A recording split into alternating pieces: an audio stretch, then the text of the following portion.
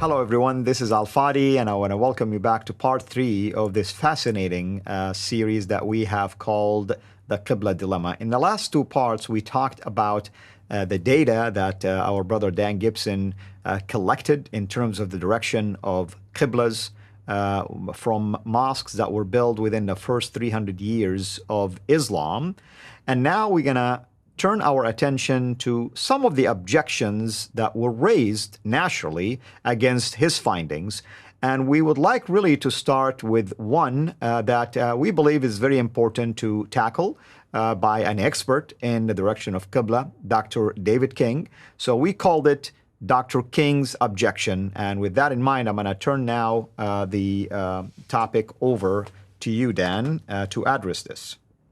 Okay, Dr. King is an expert and in his field, and he has his interpretation of the various data and what was going on that's out there, which is fine, and I'm glad that people come along. I learned a lot from Dr. King. He wrote his first article, his first paper in 2017, so that's the year after the film was made. He jumped right in, and he really didn't like what I was suggesting. He didn't like what I was saying, and that I had suggested it was Petra. And so he put out his first paper. He ridiculed the whole idea of mosques facing Petra at all. And he then attacked my personal character and my education and everything else and said I wasn't qualified. And then next year he brought out another paper. And then in 2018, also a paper, The Petra Fallacy. And he really got stirred up about this whole thing because it really disturbed him that somebody would come along and say that Muslims in the earliest part of Islam were facing in a different direction than the Kaaba in Saudi Arabia. And so let me first say that Dr. King, in all of his objections, there were some good things. You always can learn from people, even if they're against you. Sometimes they come up with some good things. And so he raised some good points and made me think about some things that I had said and conclusions I came to. And some of them I went back and realized, no, I still agree with what I said. And so we disagree over some areas, Dr. King and I. Dr. King did not challenge the data. I had examined over 100 mosques from the first 3 centuries of Islam. I gave their Qibla directions, and he didn't challenge those Qibla. He just said, but they're not facing Petra. And he just said, Gibson doesn't know why they're facing where they're facing. And he does, because he could explain each and every mosque and why it had its Qiblas. That was his argument. So, but Dr. King didn't see anything systematic about it. His opinion and his view was that everything was quite random, and he didn't see specific Qiblas.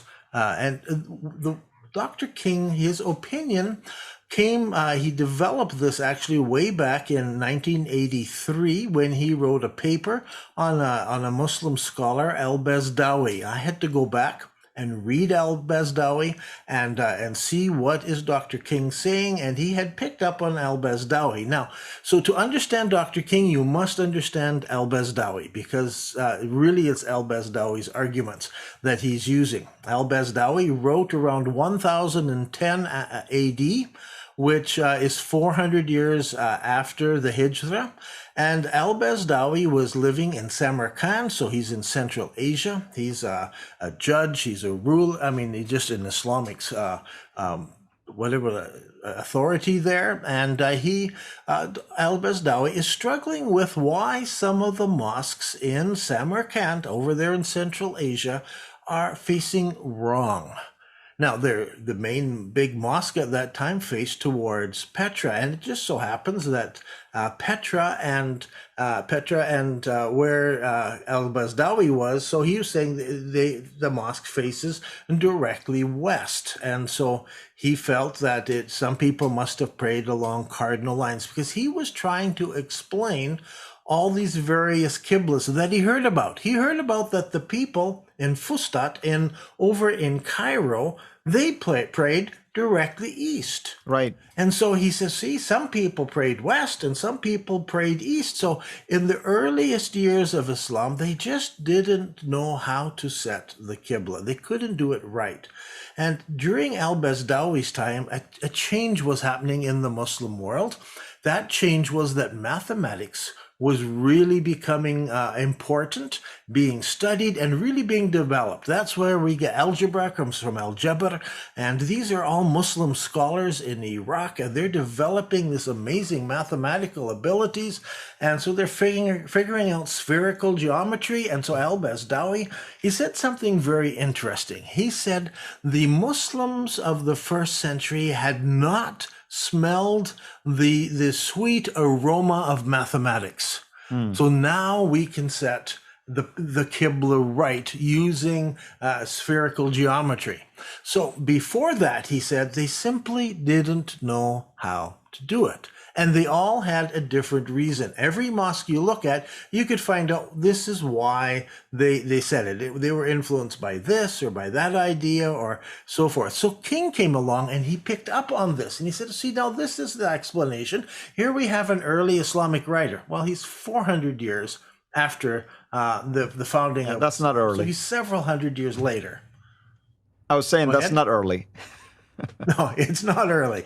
But I mean, this is where Dr. King comes along. And so he uses this and he says, really what happened is somebody would go on a pilgrimage to Mecca and they would see something about the Kaaba building when they're there, maybe a star that was above it. And so they remember that star and they went home and they could kind of line up, wow, wherever I was standing there. And I struggle with that because most people are going around the Kaaba rather, so getting the Kaaba direction and where it is and where it is in relation to the way back home. So I would have, if that was true, I would have expected to find random Qiblas all over the place. If al-Bazdawi was right, there must be some random ones and there might be some systematic ones. So al-Bazdawi is the first thing that we have to realize. And then Dr. King tells us that, Muslims just didn't know how to do it. And it was, and so that created for me a theological problem. So I come to you to ask you, Al-Fadi, does this make sense to you that Allah would ask Muslims to pray in a specific direction? In the Quran, in Surah chapter 2, he says, you have a Qibla. That's right. Okay? That is to face Masjid al-Haram. Would Allah ask him to do that when it would take him another 300 or 400 years to figure out how to do that? Well, I mean, if we're going to use the argument that Allah is a true God who is the author of the Quran, you would expect him to give him specific directions. Now, in the Quran, there are many other specific things that were mentioned about fasting, making up for the, breaking of the fast, how to give alms and, numbers, in relation to giving alms and so many other rituals. How come when it came to the most important one, which is facing the direction of Mecca or the Qibla in prayer, which is the 5 times a day done by Muslims to connect with Allah basically and bow down to him, why was he casual about those and not casual about the rest of them? Not only casual, he gave them something impossible to do. That's right. According to Dr. King's theory, they didn't know how, and it took them 300 years to figure out how to do it right. But al-Bazdawi was able to tell there was something wrong with the direction of the Qibla. That's right. There are many writers. Once you get into 400, 500 AD, the first thing these mathematicians seemed to tackle was, how do we tell a true Qibla direction? And they kept writing about how did the friends of Muhammad, Sahaba, al-Nabi, how did they set those first Qibla directions? This was a burning question for the next 300 years. That's right. Because people, later they're like, we don't know how they did that. Why are mosques facing this way and this way? Because they could go out and see that, and they were troubled by that. Right, And, as they should. So they were, pardon me? As they should. They should be As they troubled. should be troubled. Yeah. So I have a problem accepting Dr. King's suggestion that it was just random, and they just pick some aspect. So Dr. King has an explanation for every mosque that, and if you bring up a new one he's never gone to, he will come up with an explanation, because he says, well, maybe the equinox is in that direction, or maybe the certain stars, and he has different ones that's similar to the Kaaba, that star. Well, maybe you can find some relation there. And so he has come up with things for every mosque that you face. He comes up with a new individual explanation for that mosque and how they must have calculated that direction. How many mosques did he visit physically? By his own confession, he visited only the mosque in Samarkand. One. That's the only one he may have visited, but he never measured any other qiblas. All right. How many did you go to and measure? I'm not sure. Now, I've never counted that number. We're trying to think back the other day. Now, I don't know, dozens and dozens of them. I was in China. I measured the mosques in China. I was in all across Jordan, down in Yemen. I was up in through Jordan, of Saudi, the Gulf states, visited those and so forth. So trying to get this. And when I couldn't actually get to one, I could get a satellite image. Well, I could maybe find an archaeological report that helped. If I can not, a last resort, I can get a satellite image, and then I can look down on it and see if I can measure it and see if it fits the pattern. And so there's lots of ways of measuring these things. So I measured a lot. He only measured, he said he didn't need to measure them, because he could look and say, okay, if it faces that direction, then here's probably what they did, and come up with some reason. So to wrap up this particular argument from a theological standpoint, what is the ramification of his interpretation of that? That's what I'm asking, because I'm not a Muslim theologian. And so my question is just, this doesn't make sense to me that God would ask Muslims to do something that is they true. couldn't do. Yeah, and that's what I'm asking. And when I look at the data, it didn't seem that that's what God asked. It seems like they could do this.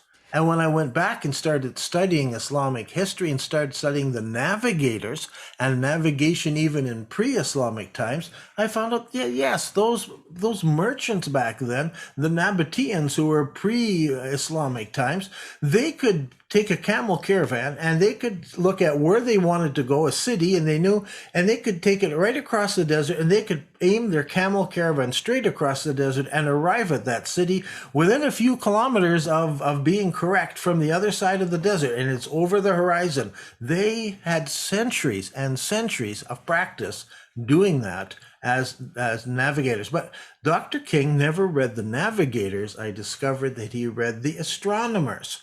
And so we'll talk about that in the next video as we get going there. Wonderful. So thank you so much for addressing this, legitimate objection, but sadly lacks enough data to back it up. In fact, the objection, as you stated earlier, was not based on the data itself, was just based on possible explanations of what might have happened. In fact, we don't even know if there was anybody who wrote before the Bazdawi stating that we did not really know how to build these mosques facing Mecca. We did our best, or something to that extent.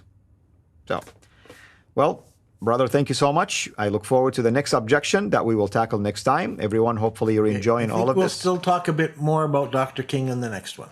Wonderful. We will visit that as well. So thank you for pointing that out. Thank you, everyone. This is Al-Fadi, over and out. God bless you, and we'll meet next time. Thank you for watching this video.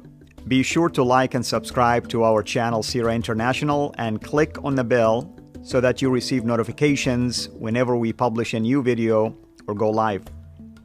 I would also like to appeal to you to consider becoming a Patreon patron by clicking the link right below. By doing so, you can give towards the production of these videos. There are also other options for you where you can give to our channel. I thank you from the bottom of my heart.